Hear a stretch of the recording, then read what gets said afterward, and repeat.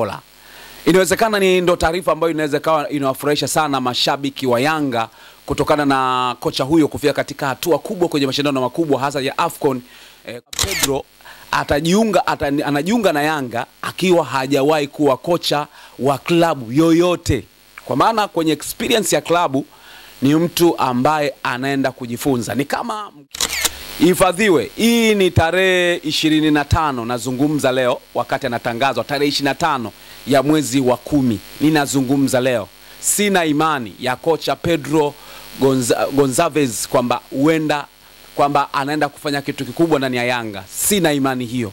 Kwa sasa hivi ni kwamba kwa upande wa Yanga wamecheza kamari kwa kocha huyo ambaye sasa hivi wameshamtangaza kama kocha mkuu. Hiyo ni kamari ya wazi kabisa kwa sababu hajawahi kuwa kocha wa klabu yoyote. Tabia za kufundisha klabu na kufundisha timu ya taifa ni vitu viwili ambavyo vina utofauti. Ingawaje wote ni makocha wa timu za mpira wa miguu, lakini kuna utofauti wa kuwa kocha wa klabu na kuwa kocha wa timu ya taifa. Robo finali kwenye AFCON mwaka 2023 pale Cote d'Ivoire.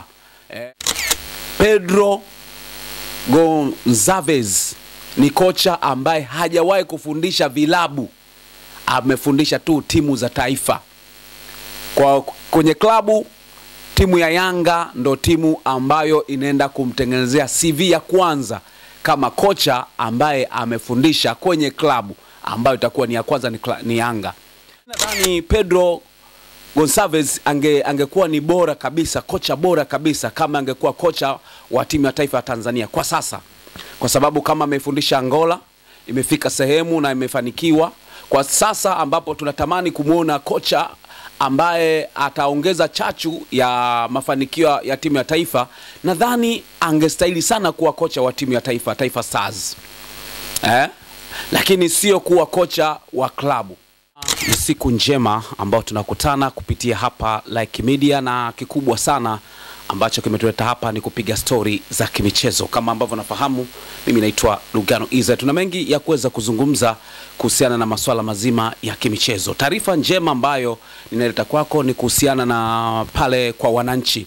Mtakuwa mnakumbuka Yanga walimtimua kocha wao Romain Folz mara baada ya kutokufanya vizuri mchezo wa raundi ya pili au mkondo wa pili pale Malawi, katika mchezo ambao ulikuwa unacheza ugenini. Yanga mara baada ya kufungwa goli moja wakamtimua kocha Romain Folz, na Yanga kabakiwa na kocha msaidizi Patrick Mabedi ambaye ndiye ambaye alikuwa anasimamia kikosi kama caretaker wa wananchi. Na mpaka mchezo wa marejeano na Silver Strikers ya nchini Malawi, alisimama kocha Patrick Mabedi. Lakini mara baada ya mchezo kaonekana akinyosha mikono yake hewani, ni kama ishara kama ya kuaga hivi, lakini bila kuwa na taarifa zozote. Lakini mara baada ya muda mchache taarifa zimetoka ndani ya viunga vya Jangwani vikimtambulisha kocha mkuu wa klabu hiyo ambaye ni raia wa Ureno, ambaye anaenda kukinoa sasa kikosi cha wananchi Yanga. Ni moja kati ya makocha ambao wamepita katika timu ya taifa ya Angola. Ni moja kati ya makocha ambao walifikisha Angola katika level ya juu kabisa. Na kama ambavyo nafahamu, Angola ni moja kati ya nchi ambazo zinaongea Kireno, kwa inawezekana mazingira ya kule yakawa yameendana sana na kile ambacho na tamaduni ambazo zinamzunguka. Huyu si mwingine ni Pedro Gonçalves. Pedro Gonçalves. Inaweza katamkwa hivyo, lakini kwa Kiswahili unakatamka tofauti, lakini kwa Kireno huwa anatamka Gonçalves. Kwa ni Pedro Gonçalves ambaye ndiye anaenda kukinoa kikosi cha wananchi Yanga. Ni kocha wa aina gani kwa namna ambavyo Yanga wameweza kwa maana ya kumwajiri kama kocha mkuu wa klabu hiyo? Ni kocha wa aina gani? Hayo ndio maswali ambayo naweza tukaanza kujiuliza. Na kumbuka kuna kipindi ambacho Yanga walivyokuwa wamemtangaza Romain Folz. Mimi kabla ya kumtangaza nishawahi kumzungumzia Romain Folz kama ni kocha wa aina gani atakapotua ndani ya kikosi cha Yanga. Anaweza kuisaidia Yanga kwa namna gani na ana mchango wa aina gani ndani ya Yanga. Uzoefu wake na matukio mengi ambayo amepita huko nilizungumza mengi sana. Mpaka nikasema kwamba Yanga wameamua kumtengenezea CV Romain Folz. Lakini sio kocha ambaye alistahili kuifundisha klabu ya Yanga, kutokana na profile na matukio mengi ambayo yalipita huko nyuma kwa kocha huyo. Lakini yale maneno yalikuwa sio maneno ambayo yalikuwa nafunga uwezo kuprove pale ambapo mambo yangeweza kuyabadilisha mwenyewe. Endapo kama angekuepo ndani ya Yanga angefanya vizuri zaidi, pengine kuna mambo ambayo yangebadilika, kwa sababu binadamu anasema tupo kwa ajili ya kujifunza na kupata uzoefu, lakini pia tupo kwa ajili ya kukamilisha ndoto za yale ambayo watu wengine walishaanza kuyafanya. Kuna watu ambao wamepiga hatua, wanataka kusogeza ndoto zaidi ya pale ambapo watu wengine wamefanya, lakini wakati wengine wanaweza kawa ni kwa ajili ya kutengeneza ndoto, wengine wanaziendeleza ndoto. Kwa kuna vitu tofauti ambavyo huwa vinatokea. Kwa hata kwa Romain Folz kutua ndani ya Yanga ilikuwa ni sehemu ambayo pengine angeweza kufanya vizuri, lakini profile yake ndiyo ambayo nilishalizungumza kipindi cha nyuma kwamba hakustahili kucheza kwa maana ya kuwa kocha wa klabu ya Yanga. Lakini mwisho wa siku ni yale ambayo ilikuja kutokea. Alishindwa kuenda situation ambayo iko ndani ya Yanga, kuifanya timu isicheze kama ambavyo watu walikuwa wanataka. Watu wakaanza kuona timu haiflow vizuri, timu haina muunganiko, timu ina wachezaji bora lakini sio timu ambayo inaonyesha ubora ule. Na mwisho siku Yanga wakafikia hatua ya kuachana naye mara baada ya kuona kwamba hawapeleki kwenye hatima ambayo wao wanaiona.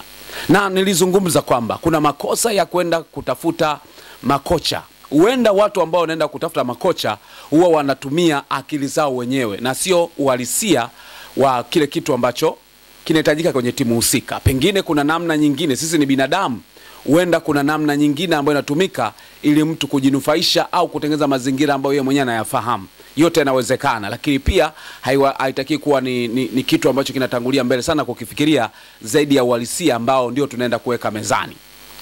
Mimi naitwa Lugano Israel na kikubwa ndicho ambacho naenda kuzungumza kuhusiana na kocha Pedro Gonçalves. Pedro Gonçalves ni kocha ambaye anaenda kuinua klabu ya Yanga mara baada ya Yanga kumtimua kocha wao Romain Folz. Sasa ndiye ambaye anaenda kuchukua nafasi ya kocha Romain Folz. Ni kocha wa aina gani huyo ambaye Yanga wameamua kumkabidhi mikoba ambayo sasa kwa mashindano ya kimataifa manake ataingia kwenye hatua ya group stage. Je, ataenda kuivusha Yanga kwenye hatua nyingine au ataishia group stage? Je, kwenye ligi Yanga ataenda kuipa vikombe kama ilivyo kwa wengine ambao wamepita? Hapo tunamzungumzia Pedro Gonçalves. Nini ambacho kipo kwake mpaka sasa? Tukizungumzia profile ya kocha huyo Pedro Gonçalves, ni moja kati ya makocha ambao wamepita kwenye profile kubwa sana duniani. Napozungumzia profile kubwa sana, nazungumzia sehemu ambapo alishaye kupita Luis Figo, sehemu ambapo alishaye kupita Ronaldo, Cristiano Ronaldo, sehemu ambavyo alishaye kupita nani? Namfahamu mchezaji aliyepita pale Manchester United anaitwa nani? Lakini kuna wachezaji wengi ambao walipita hapo, na ndipo ambapo anaenda kupita pia, ambapo amepita pia kocha Pedro Gonçalves.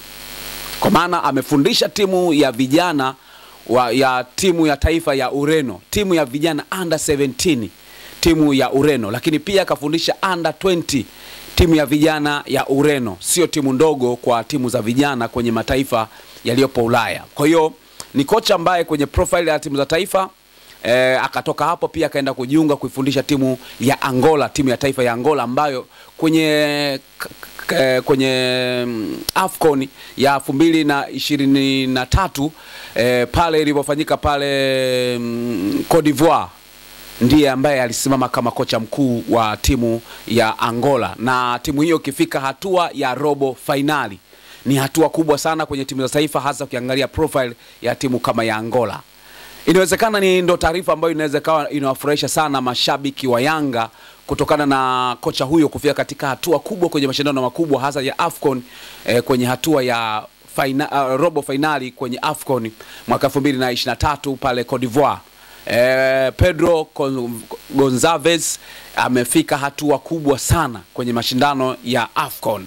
Sasa licha ya kwamba inawezekana ni hoja za msingi ambazo watu wanaweza kusimamia kwamba ndiye atakuwa kocha mzuri ndani ya kikosi cha Yanga, lakini kuna hoja ambazo zinapinga kabisa nafasi na uwezo wa kufanya mazuri ndani ya klabu ya Yanga.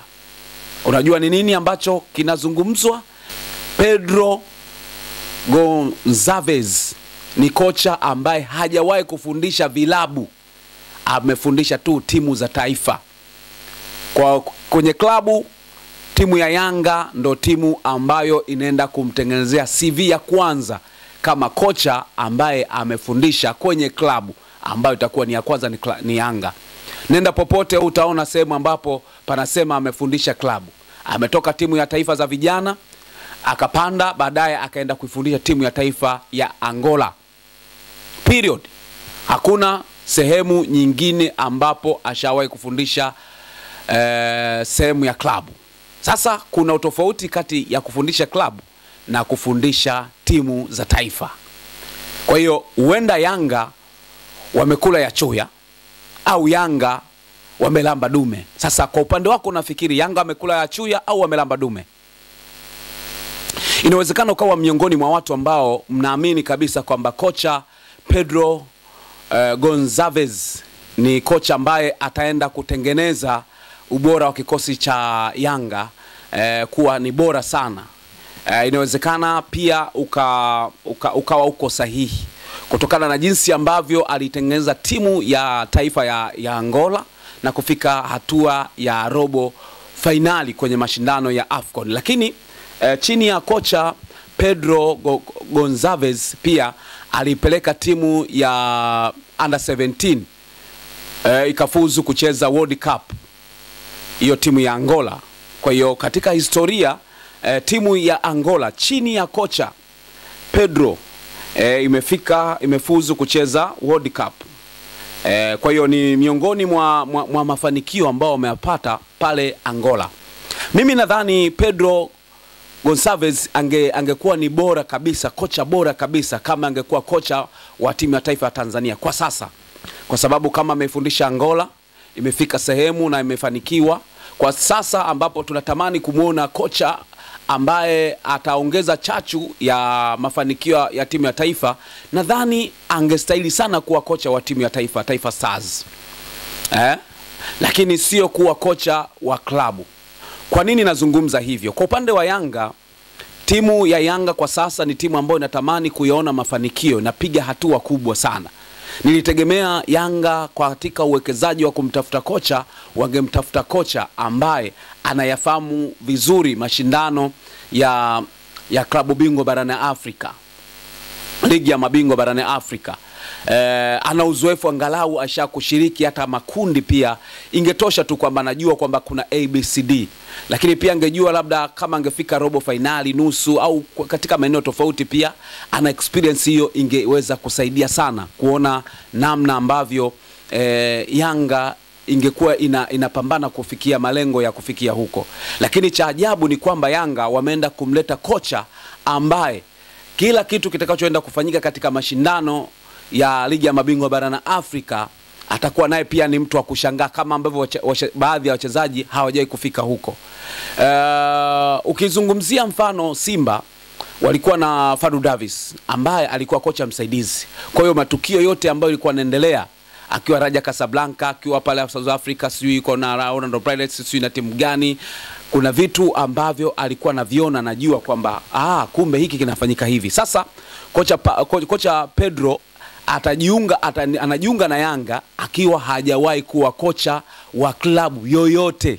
Kwa maana kwenye experience ya klabu ni mtu ambaye anaenda kujifunza. Ni kama mgonjwa, ni kama daktari unajua madaktari, kuna madaktari ambao ni specialist wa jambo fulani. Anaweza kuwa ni daktari wa kichwa. Ukimwambia cheza na mguu, manake mguu anaenda itabidi aende akajifunze kwanza, au aende kupitia makablasha aanze kusoma mguu atafanyeje. Tofauti na daktari wa kichwa, anaenda moja kwa moja kwenye tatizo, anakuwa na uzoefu wa mambo baadhi ya haraka kutokana na mazingira aliyoyazoea na kuyapatia ufumbuzi.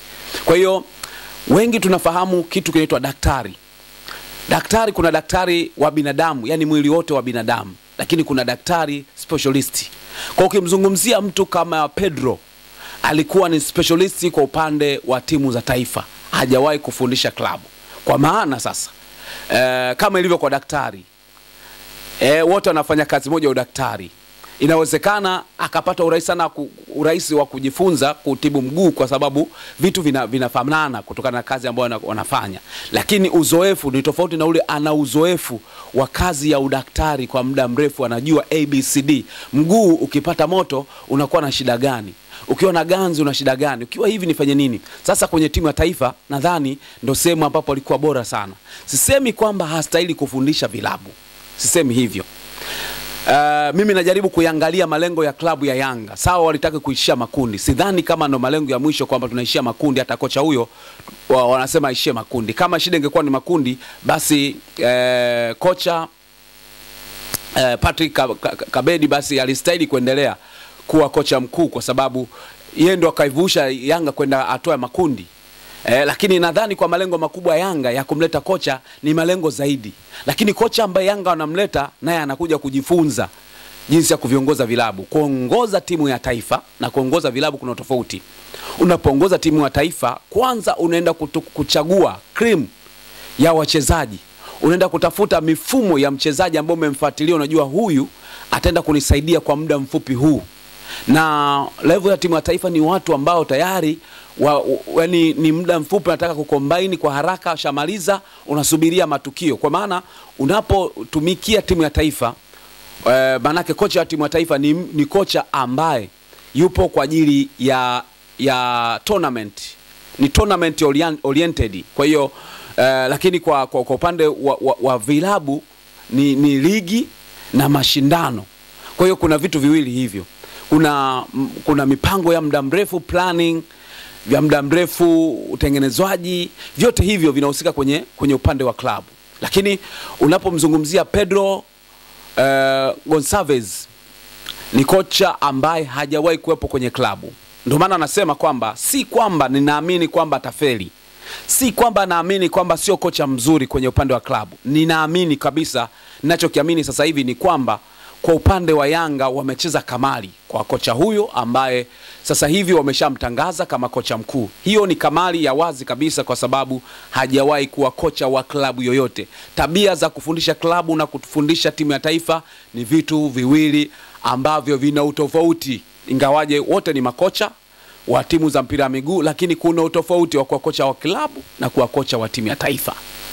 Kwa hiyo mimi nadhani kama angekuwa ni timu ya taifa, Taifa Stars tunasema ameajiriwa kwenye timu ya taifa, mimi naamini kwa 100% ningesema timu ya taifa sasa inaenda kufanya vizuri, kwa sababu kafika hatua kubwa. Lakini kama ndo experience ambayo alienda kufanya kwenye klabu, kwenye national team, alafu mnafikiri ataenda kufanya vizuri kwenye klabu, hapo kuna hali fulani ambayo lazima kuwepo na utofauti ambao mtaenda kukutana nao. Plani za vilabu na plani za timu ya taifa kuna utofauti mkubwa sana. Lakini kitu ambacho naamini Yanga utaenda kunufaika sana na kocha huyu, endapo kama atakuwa amempa jukumu la kusaidia vilabu kwenye level pia ya vijana, naamini pia wataenda kunufaika, kwa sababu ni kocha ambaye anaamini sana katika sehemu ya vijana, kuwapandisha madaraja na vitu kama hivyo. Kama ambavyo nimekwambia, ametoka pale Sport CP Ureno, kafundisha pale timu ya under 17. Kwa hiyo kuna kitu ambacho huenda akakiongeza. Lakini kwenye ngazi ya vilabu kama kocha mkuu wa klabu fulani, hajawahi kuwa kocha. Mimi binafsi nasubiri ataenda kukaa kwa muda gani, lakini mimi siamini kama ataweza kuongeza kikubwa ndani ya Yanga, kama ambavyo Yanga wangeenda kumchukua kocha ambaye ana uzoefu kwenye mashindano ya kimataifa na amekaa kwenye ligi. Huenda pengine inawezekana ni sehemu nzuri ya kuanzia, inawezekana akafanya vizuri, lakini kwa tabia za kufundisha timu ya taifa na kufundisha vilabu kuna utofauti mkubwa. Kwa mimi binafsi nasubiri nimuone Pedro Gonçalves akisimama na kufundisha klabu ya Yanga na mifumo yake, na ninavyosikia, nilivyofuatilia kuhusiana na mifumo ambayo Pedro Gonçalves huwa anaitumia, ni mifumo ambayo inahusu sana katika kujilinda. Kwa hiyo bado Yanga kama walifikiri wamempata kocha ambaye atakuwa anacheza mpira wa kumiliki, maana yake bado watakuwa bado wana changamoto, kwa sababu ni kocha ambaye aamini sana katika michezo ya kumiliki tu, anaamini katika kujilinda na kushambulia. Kwa hiyo defending and attacking, yani ulinde na kushambulia, ndicho ambacho anakiamini. Kama mnataka kupata pira biriani, basi Yanga itabidi pia muendelee kuwavumilia, kuwa wavumilivu watakao kwa huyu kocha. Inawezekana kashinda mkasema mpira muelewi au mfumo muelewi. Itabidi muwe wapole. Wale ambao wameenda kumchukua kocha Pedro Gonçalves huenda wamefuatilia vizuri, wanaamini ataenda kuwaletea matunda mazuri, lakini kikubwa ni kusubiri nini ambacho kitatokea. Lakini mimi kwa jinsi ambavyo kocha ametoka kwenye timu za taifa anaingia moja kwa moja kwenye klabu, sina imani ya kwamba anaweza kukriki.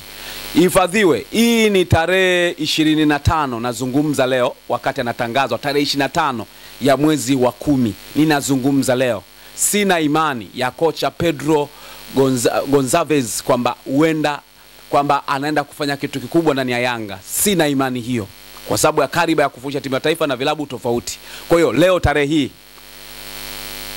muizingatie na muikumbuke, kama ambavyo nilishawahi kusema kwa Romain Folz, nasema tena kwa Pedro Gonçalves kwamba sio kocha ambaye ataenda kuipeleka kwenye level kubwa Yanga, ila Yanga itabidi wampe muda wa kumvumilia kama kocha ambaye anaenda kupata experience kwenye masuala mazima ya kufundisha vilabu. Mimi hofu yangu iko hapo, na huenda wale ambao walienda kumpa hii kazi wamejiridhisha. Tusubiri atu prove wrong. Mimi naitwa Lugano Israel. Asante sana kwa ambaye umechagua Like Media, naendelea kutufuatilia kila wakati. Subscribe channel hii uwe miongoni mwa watu ambao wanakuwa napata story na michapo mbalimbali kila wakati. Mpaka wakati mwingine.